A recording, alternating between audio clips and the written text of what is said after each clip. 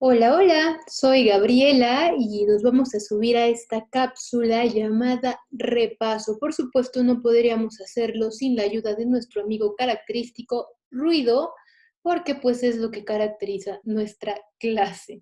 Así que si estás viendo esto, pues bienvenido. Espero que no sea al revés, que estés viendo esto después del cuestionario y esperemos que te ayude para resolver mejor tus clases. ¿Qué debo decir? Toma en cuenta que esto es un repaso, es decir, voy a darte las ideas generales, el esqueleto de la clase, por así decirlo, pero para escudriñar detalles, por favor, vea la clase grabada, que ahí te doy pues la carnita de lo que vamos a ver ahorita. Entonces, déjame compartirte la pantalla, que como verás,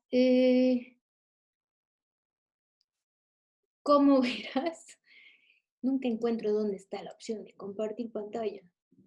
Muy bien.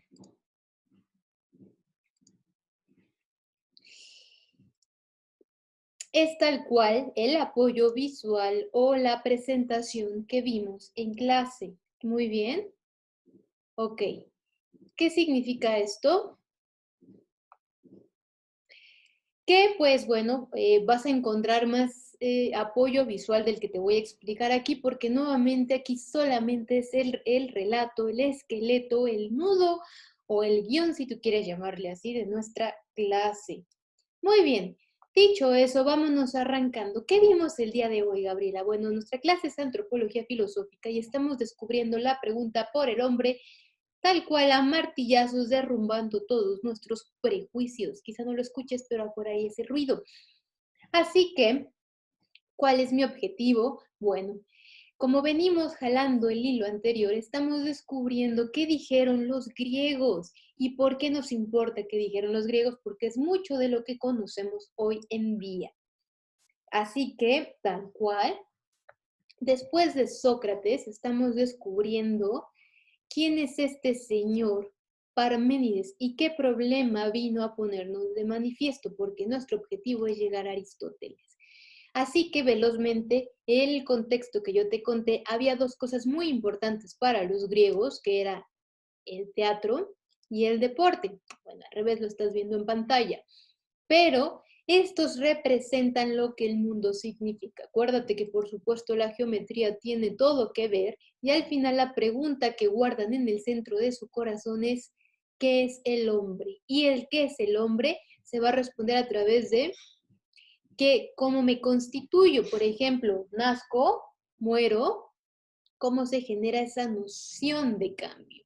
Y en esa noción de cambio dijimos que Parménides fue el filósofo que negó absolutamente que existía algo así como el cambio.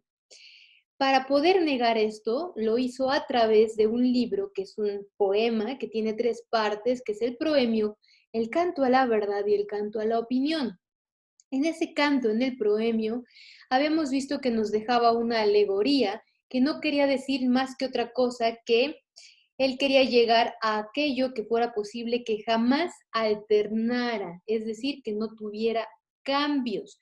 ¿Cómo lo logra? Pues bueno, a través de decirnos que atrás de esa puerta, en esta alegoría, existe una diosa que nos da dos posibles vías a la respuesta, que además Parménides nunca nos dice cuál es, pero podemos intuir que es la pregunta por cuál es la verdad de la vida. En esta verdad, como vimos en clase más detenidamente, puedes ver que básicamente todo se resume a la verdad indubitable, es decir, aquello que no puedes negar bajo ninguna circunstancia, que lo que es, verdaderamente es. Es decir, lo que es. Y yo te lo ponía en un ejemplo de lluvia, ¿no? La lluvia, si llueve, no puede no llover, porque estarías cayendo en una contradicción. Y aquí, bueno, pues hay otro modo que es el impracticable o el contradictorio, que es que no puedes afirmar que de la nada procede algo ni que el ser pasa al no ser. Es decir, que el ser no puede dar la nada. Si tú afirmas esto, dice Parménides, es una contradicción completa. Por lo tanto, no existe algo así como el cambio. De otro modo, si tú lo afirmas, el cambio sería el paso del no ser al ser o del ser al ser. Es decir, por ejemplo, de lo vivo a lo muerto, o del rojo al no rojo, o del frío al calor. Pero esto solamente sucede porque tú eres un ser mundano que responde, digamos, a sus percepciones mortales y esas percepciones mortales te hacen creer que existe un inicio y un fin de las cosas.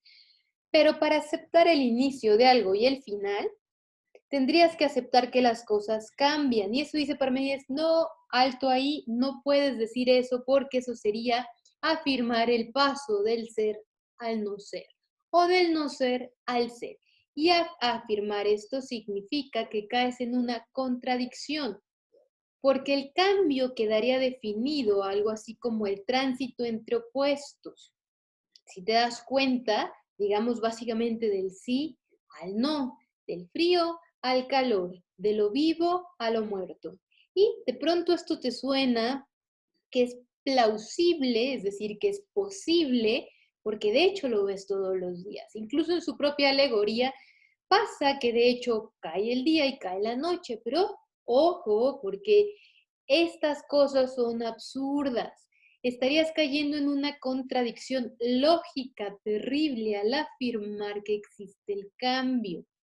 Nuevamente, Parmenides dice, si tú crees que los sentidos te otorgan razón es porque estás siendo engañado. Más bien hazle caso a tu razón que lógicamente te está diciendo que no existe un cambio. ¿Por qué a Parménides le importa muchísimo afirmar el ser? El ser tal cual como la pregunta metafísica que va a regir todos los tiempos. Por lo tanto, el ser no tiene inicio, no tiene fin, no se puede mover. ¿Y qué forma tiene? Es esférico infinito. Esto me queda claro. Bueno. Ve a la clase si es que no te queda claro, aquí lo explicamos mejor, pero aquí significa básicamente que ingénito es que no puede tener un inicio e imperecedero porque no puede tener un final. Precisamente porque si tú afirmas que tienen finales, eso significa que permites el cambio. Y dice Parménides, eso es ilógico.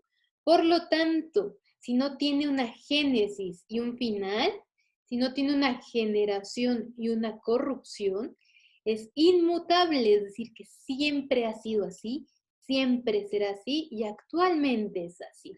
Es inmóvil porque si se mueve, aceptas el cambio y no se puede. Y esférico porque veíamos que a los griegos les importa mucho lo redondo o lo esférico en el sentido de la perfección de la naturaleza, la geometría como representación del mundo. Por eso lo esférico es lo más perfecto porque no le faltan partes, es perfecta en sí mismo. Y por supuesto, tenemos que decir que es finita en el sentido que se agota, porque no puedes conocer lo que no tiene límites. Necesitas entender que el ser tiene ciertos límites. ¿Cuáles son? A saber, pero eso no importa en Parménides, sino entender que a él el cambio no es lo suyo. Él dice, yo no voy a cambiar. Así que, por supuesto, Aristóteles como el regente punto medio, como el salvador siempre de hombre virtuoso, viene a meterse cuchara, porque en ese momento existían dos bandos, los parmenidianos y los heraclitianos. Los parmenidianos decían, el cambio no existe.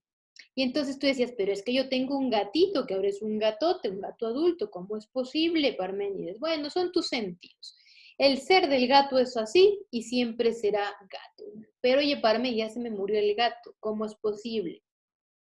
No deja, no deja de ser gato, o sea, simplemente los sentidos te engañan porque no existen individuos, no pueden diferenciarse porque para diferenciarse necesitaríamos afirmar el cambio y esto es ilógico.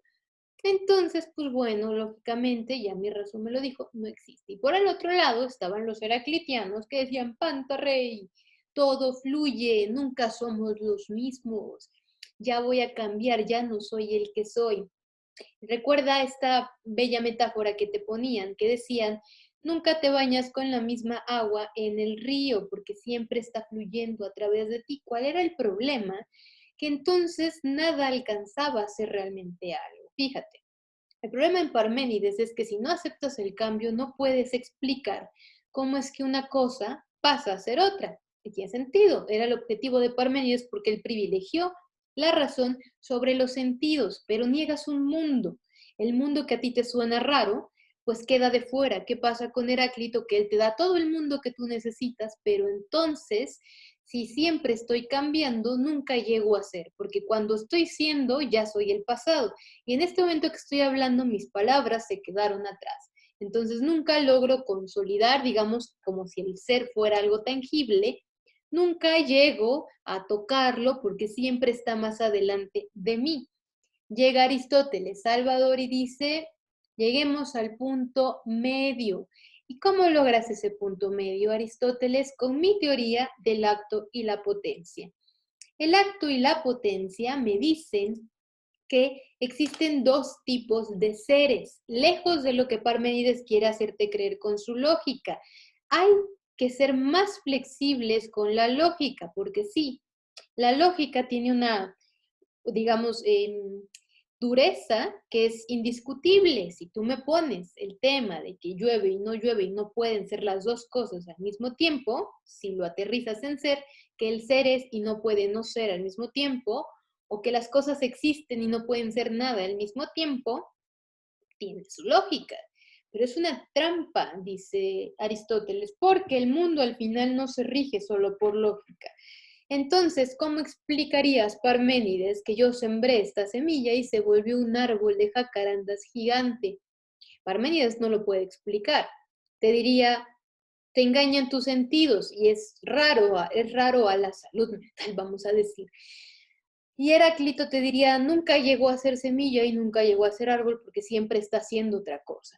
Entonces, para solucionarlo, Aristóteles te arroja esta perspectiva que dice, olvídate que existe un paso del ser al no ser. El cambio, más bien, es ese punto intermedio entre un tipo de ser en potencia y un tipo de ser en acto.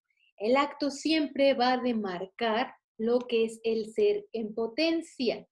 Es decir, yo tengo una semilla en acto, en este momento, en la actualidad, en el presente, que puede llegar a ser una semilla, un árbol, comida, comida de pájaro, etcétera, etcétera, etcétera.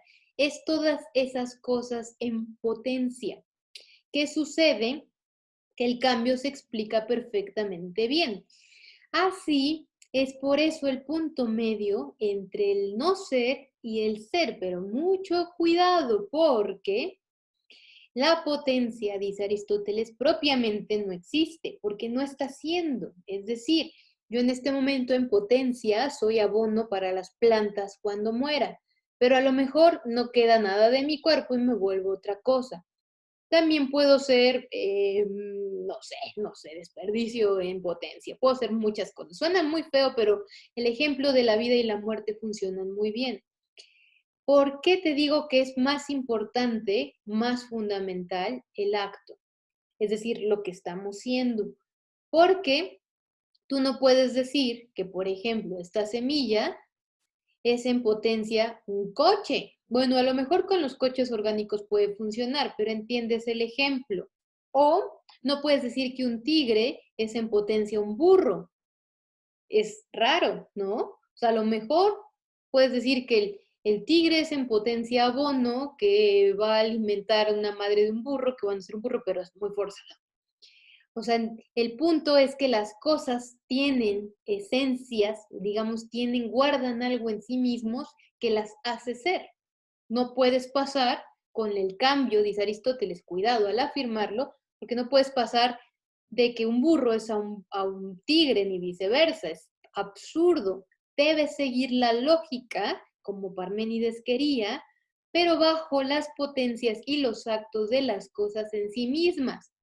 Así tú puedes decir que un tigre bebé en acto es un tigre adulto en potencia. Ah, eso sí, pero no podrías decir que un tigre adulto en acto es un tigre bebé en potencia. Es absurdo, hay una lógica que no puedes saltar.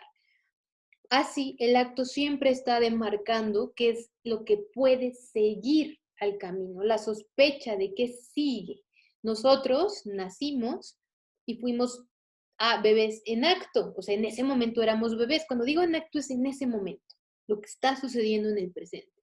Y en ese momento éramos bebés. Y en potencia éramos muchas cosas. Nos convertimos en adultos, éramos adultos en potencia, que al final fuimos ahora adultos en acto, pero no somos viejos en potencia y cuando lo seamos, seremos viejos en acto. Y así sucesivamente, es que se da pie al cambio.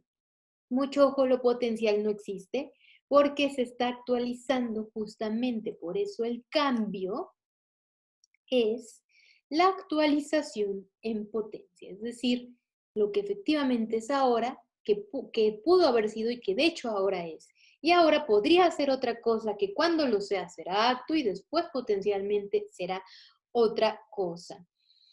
Si no te queda claro, por ejemplo, el tema de Parménides, ¿de qué tienen que ver estas otras partes del proemio? Déjame decirte que el premio te sirve para contextualizar su problema de negación del cambio. Cuando me refiero a canto de la verdad y canto de la opinión, me estoy refiriendo a, pues tal cuál es la verdad indiscutible en Parménides, lo que es y lo que no es, no es. Es sí, como te lo pregunto, esa obviedad completa es la verdad en Parménides, que es el desarrollo, la segunda parte de esta alegoría. Y por último, esto del canto de la opinión, que no te dije y aquí te voy a reforzar, es que para explicar esas apariencias del mundo, que te salta de, pero es que yo no puedo negar que de hecho cae la noche y cae el día y que si dejo una manzana partida o entera, eventualmente esa manzana se va a pudrir, es decir, se va a corromper. Em, no puedo negarlo porque lo estoy viendo, experimentando y viviendo. Y entonces Parménides te dice, eso es tu opinión. Tus sentidos, eso que te digo, te engañan. Es lo que Parménides en su último canto va a decir, es la opinión mundana de lo mortal que te hace creer que existe algo así como la generación y la corrupción. Es decir, el inicio de la manzana como bella, rojita, súper jugosa, al final toda oxidada y podrida. Inicio, final, vida, muerte, tiene sentido que en Parménides sean completamente absurdos. Y bueno, con esto deberías ser capaz de responder tu autoevaluación. Si tienes más dudas, por favor, escríbeme, que yo estaré respondiéndote. Y por favor, Em, revisa también tus recursos para el estudiante, porque ahí te dejaré más bibliografía si es que te interesa este tema. Y pues listo, nos estamos viendo el 9 de enero. Pasa hermosas fechas. Bye. Hasta pronto. Descansa. Adiós.